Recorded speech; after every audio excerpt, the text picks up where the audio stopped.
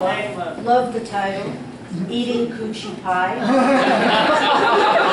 Can't go wrong with that one, right? It's by Randy Peyser, whose books are right here. If you're interested afterwards, then you can go and talk with her. And with no further ado, I would like to introduce Randy Peyser.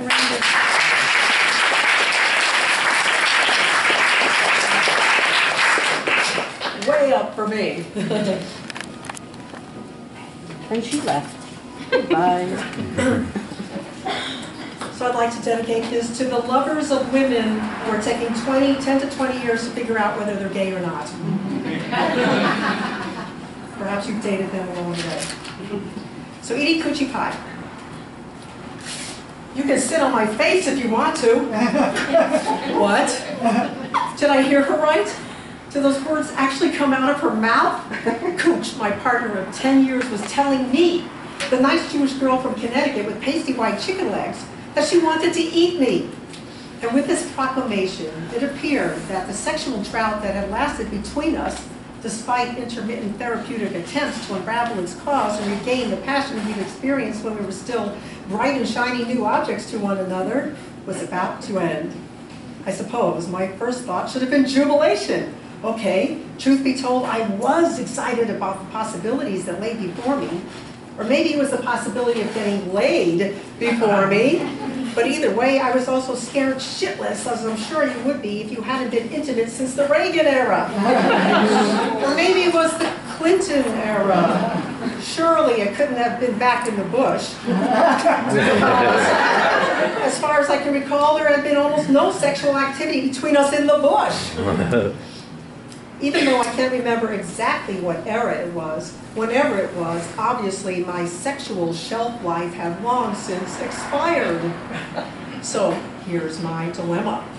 If I sit on her face, I know the poor thing is going to suffocate. I'm in my 50s, and my pasty white chicken legs are looking more like turkey drumsticks.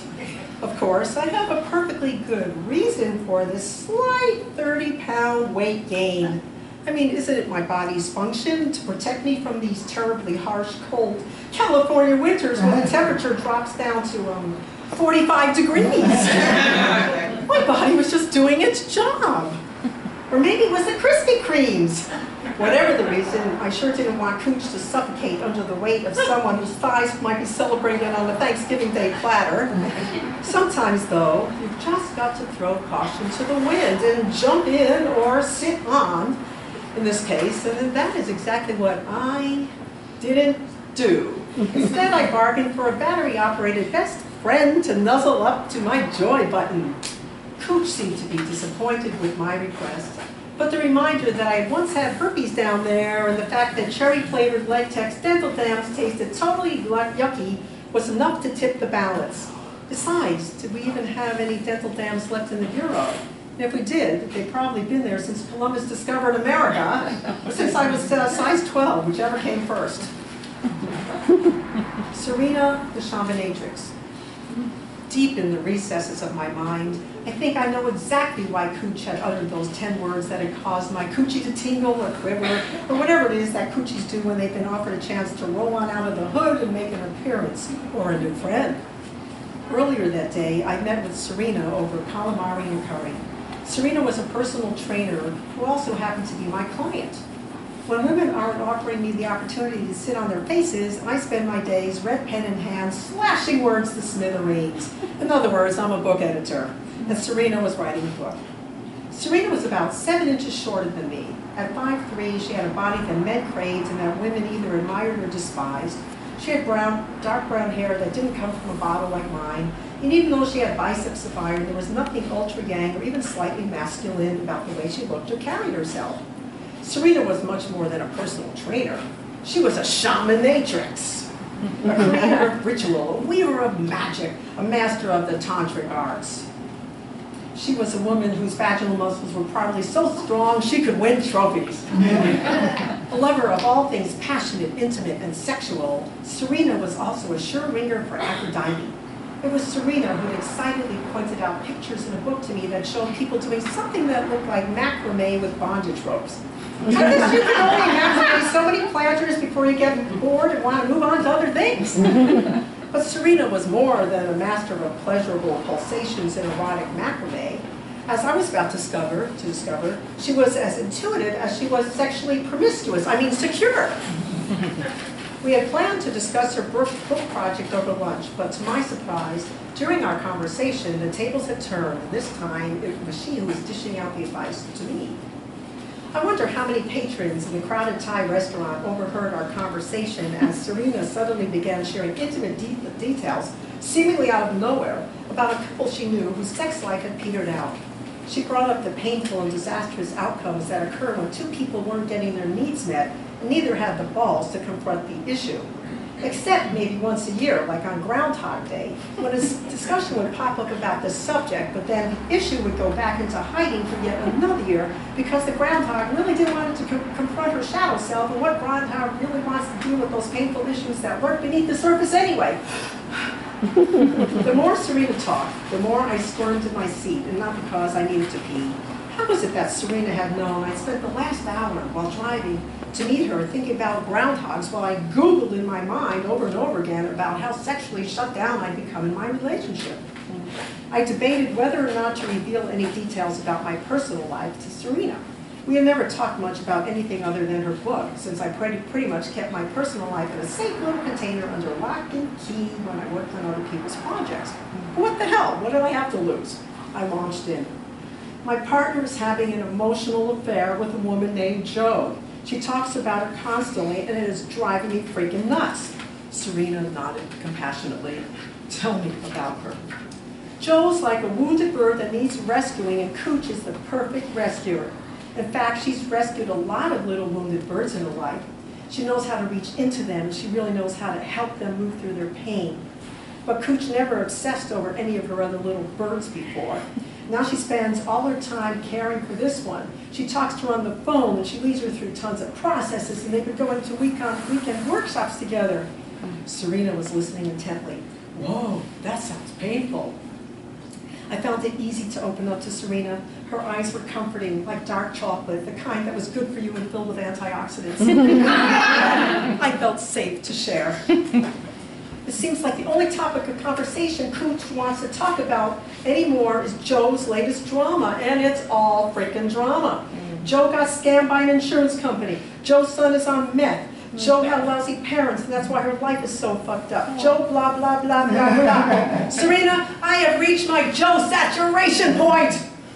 I felt like a wind-up toy that could not stop until its spring had sprung, so I continued. Cooch tells me that Jo is straight and not to worry, but I rarely see her now since she's spending more time with Jo than with me. She stays at our house overnight, too. They've got this deep intimacy thing going on between them, and I'm not feeling like a priority in Cooch's life anymore. I'm feeling very shut out.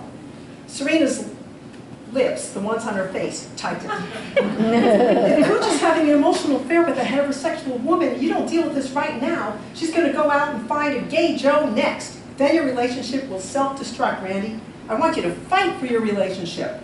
Of course, I had to agree, but I didn't know what to do about it except keep on talking. I think the reason Cooch attracts so many wounded birds is because she needs to be needed. The problem is, I don't need anybody. My years of being a Velcro lesbian, you know, being in the kind of relationship where you join someone at the hip in every place where two equally codependent people can possibly join, were long since gone. Healed and resolved. I was no longer codependent. Over the last 10 years, I moved on to healthier addictions, like collecting cats. I'm not a wounded bird. I don't fall out of trees, I soar to the heavens. And I function pretty well on the ground, too, don't you think? Serena laughed. Yes, you are extremely independent. You're very strong and powerful. But even independent people need love. Randy, don't you need love? Don't you want to be cherished and be held? Aren't those things you need? A pang of something touched my heart and proceeded to melt down the side of my face. I think it was a tear. Serena's words hit home. She continued, you've put up a wall by not needing anyone. If you want to get Cooch back, you need to soften. You need to show her your vulnerable side. Tell Cooch that you need her. A second tear slid down the pathway the first had made. Serena sat back in her chair, aware of my sudden vulnerability. My gaze softened, and every muscle in my face followed suit. I felt contemplative, inward, quiet. Serena spoke in a whisper. That's it. That's what softening is. And that is exactly how you need to approach Cooch.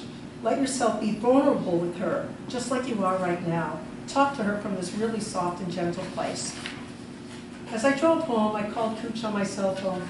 I told her how I missed her, my best friend. I missed the closeness we once had. I missed the way we used to hold hands in bed at night as we fell asleep.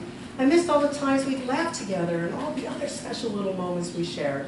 I had no idea how Cooch would respond to this gush of honesty, but I spoke the words of my heart, truthfully, softly, gently, vulnerably. And sometimes that's the best you can do.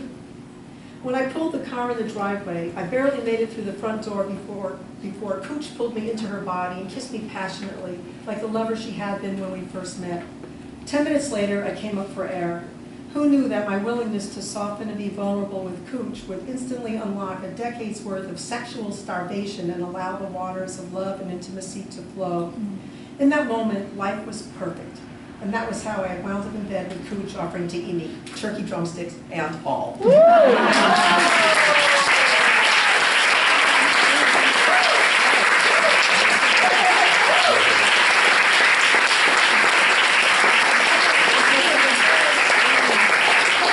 Peyser.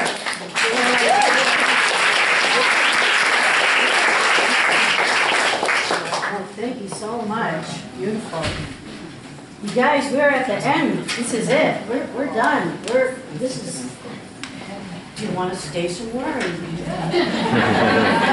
Anybody want to tell a story? Thank you, Margaret. Thank you,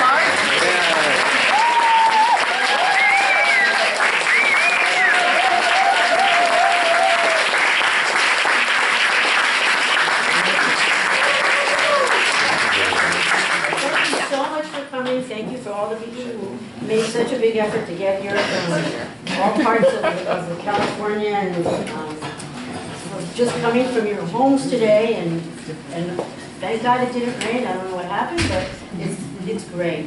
So please keep us in mind. We'll be doing something in June for Gay Pride.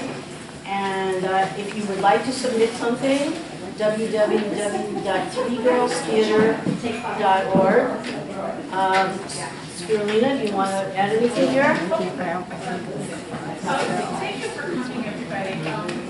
Go ahead and check out our website, 3girlstheater.org. We've got all kinds of things, lots and lots of theater coming up. We have a week-long festival of new works in August, and that will include another show of Let's Race. The best of Let's Race. Yay! And so that's going to be at 3 Girls Theater in San Francisco.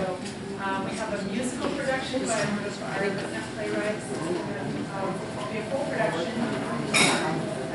at the Voice Gallery in San Francisco. So check us out. Sign up for our mailing list if you're not already. If you want to become theater club members, there's all kinds of great stuff around that. And thanks for coming. Have a great rest of the